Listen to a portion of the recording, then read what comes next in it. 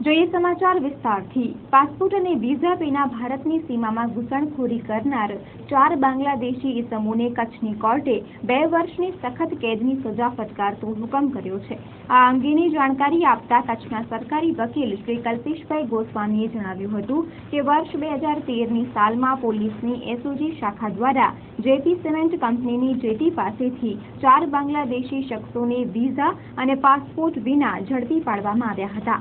આ ઇસમો પાસેથી કોઈ દસ્તાવેજો નહીં મળતા તેની સામે ગુનો દાખલ કરાયેલ હતો, જેમાં તપાસમાં આ શખ્સો દિલ્હી અને અજમેર પણ ગયા હોવાનું ખુલ્યું હતું।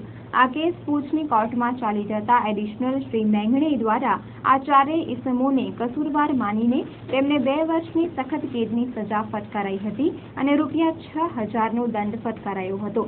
આ કેસની વિગતો આપતા સરકારી વકીલ શ્રી કલ્પેશભાઈ ગોસ્વામીએ ચંચળ ન્યૂઝ સાથે વાત કરી હતી।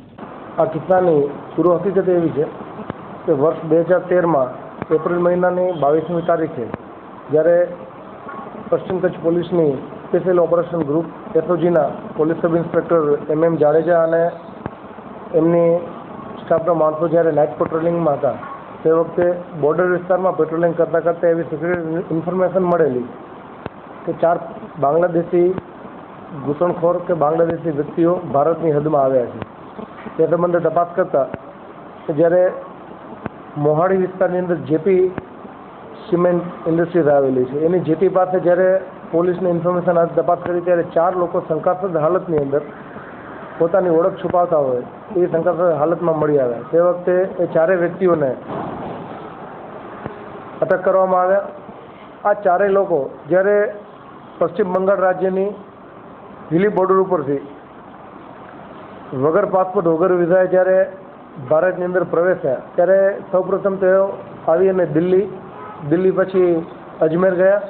અજમેરથી ટ્રેન મારફતે ભુજ આવ્યા અને ભુજથી જેઓ ત્યારે અબડાસા નલિયા થઈ અને જેપી સિમેન્ટની જે જેટી છે ત્યાં પહોંચ્યા તે વખતે ઇન્ફોર્મેશન આધારે પોલીસે એમને પકડ્યા। જ્યારે જ્યુડિશિયલ કસ્ટડીમાં મોકલ્યા બાદ જ્યારે એમની ઉપર ઇન્ડિયન પાસપોર્ટ રૂલ્સ અને ફોરેનર્સ એક્ટની જોગવાઈઓ હેઠળ જ્યારે ગુનો દાખલ થયો ત્યારે એમને વિરુદ્ધમાં ટ્રાયલ ચલાવવામાં આવી। પ્રોસિક્યુશને પ્રૂવ કર્યું કે આ જે લોકો ઘૂસણખોરીના ઈરાદે અથવા તો માહિતી મેળવવાના ઈરાદે જ્યારે વગર પાસપોર્ટ વિઝાએ ભારતના અંદર ઘૂસ્યા હતા ત્યારે એ લોકો પાસે કોઈ પોઝિટિવલી પાસપોર્ટ ન હતું, એમની પાસે કોઈ ભારતની અંદર આવવા માટેના વિઝા ન હતા અને એવા સંજોગોમાં વગર પાસપોર્ટ વગર વિઝાએ જ્યારે ભારતની સરહદ ઉપર ઘૂસણખોરી કરી અને જ્યારે ભારતની સરહદમાં પ્રવેશ એવી જ્યારે પ્રોસિક્યુશન એસ્ટાબ્લિશ કર્યું ત્યારે પ્રોસિક્યુશન અમારો આ કેસ માનીને એડિશનલ સેશન જજ MR મેંગણે સાહેબે આ તમામ 4 આરોપીઓને કસૂરવાર ઠરાવીને ફોરેનર્સ એક્ટની કલમ 14A(B) નીચે આ તમામ 4 આરોપીઓને 2 વર્ષની સખત કેદની સજા અને ₹5000નો દંડ અને જો દંડ ન ભરે તો 3 માસની સાદી કેદની સજા। એની સાથે ઇન્ડિયન પાસપોર્ટ રૂલ્સની કલમ 3 અને 6 મુજબ પણ એ લોકોને કસૂરવાર ઠરાવ્યા અને એની નીચે એમને 3 માસની સાદી કેદની સજા અને ₹1000નો દંડ અને દંડ ન ભરે તો 1 માસની સાદી કેદની સજા।